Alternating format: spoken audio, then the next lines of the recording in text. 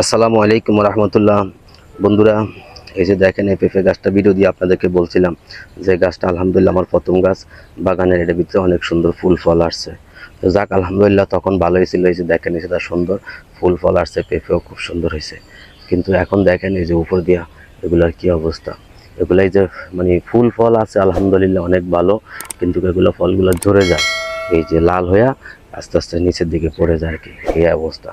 তো যাই হোক, এখন আমি যেটা বুঝছি আর কি, যে যাই হোক এখানে বৃষ্টি আসার আগে গাছটা মাশাআল্লাহ খুবই ভালো ছিল।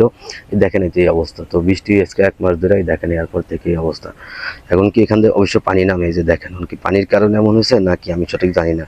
তারপরেও আজকে ছুটি পাইছি, আসছি আইসা প্রথমে এটা গোড়া থেকে মাটিগুলো একটু হালকা জোরজোড়া করছি, জোরজোড়া কইরা যে দ্রবণটা তৈরি করছি সেই দ্রবণটা দিছি, দ্রবণটা দিয়া তার উপর আবার এই যে গোবর আর ওই লোকে মাটি, এটা মিক্স করছি, মিক্স করে তার উপর দিয়ে সুন্দর করে চারদিকে দিয়ে গেছি।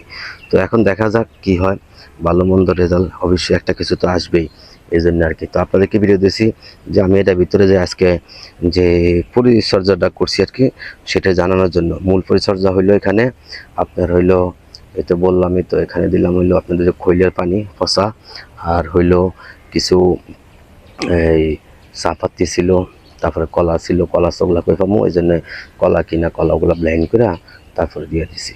তো যাক আলহামদুলিল্লাহ, দেখা যাক এখানে কি কিছু হলুদও দিছি, হলুদের গুঁড়াও, যেহেতু এখানে কোনো পাঙ্গাস টাঙ্গাস থাকলে যেন কিছু কেটে যায়, এই জন্য আর কি। তো যাক আলহামদুলিল্লাহ, এখন দেখেন এই অবস্থা আছে, আমিও চেষ্টা করতেছি, আল্লাহ মালিক ভালো জানে কি হয় না হয়, অবশ্যই ভালো মন্দ আপনাদেরকে জানাবো।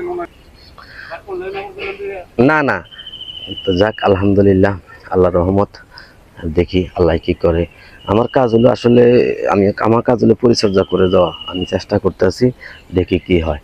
আর আপনাদেরকে আগেও বলছিলাম যে গাছগুলোতে আমি আসলে এখন পর্যন্ত কোনো সার টার ব্যবহার করি নাই, এভাবে রাখছি, এভাবে চালাইতেছি, দেখা যাক কি হয় আর কি, রেজাল্টটা দেখি, না হয় সামনে ভবিষ্যতে এভাবে করবো।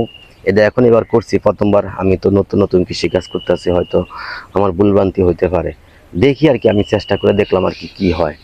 এই জন্য আর কি, আসলে কি সার টার ছাড়া কি এভাবে জৈব সার দিয়ে কৃষি করা সম্ভব কিনা, কতটুকু সম্ভব এটি আর কি চেষ্টা করতে আছি, দেখতে আছি। তো বন্ধুরা, আর কি বলবো, যদি আমার আর কি কর্ম আমি জানি না আমি আপনাদেরকে কতটুকু উৎসাহিত করতে পারতাছি।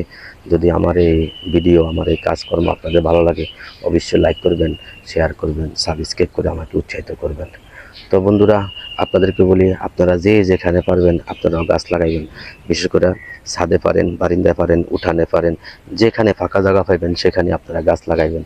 ফল গাছ লাগান, ফুল গাছ লাগান, ওষুধি গাছ লাগান, বনাজি গাছ লাগান, কাঠ গাছ লাগান, যে যেটা পারেন সেটাই লাগান।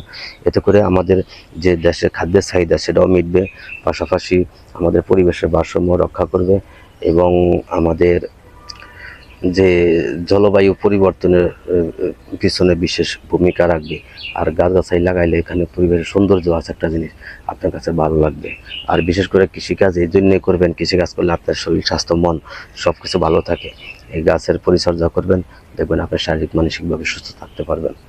তো বন্ধুরা, আসলে আমি তো অনেক কথা বলছি, আজকের মতো রাখি। আপনারা সবাই ভালো থাকবেন, নিজের খেয়াল রাখবেন। আল্লাহ হাফেজ।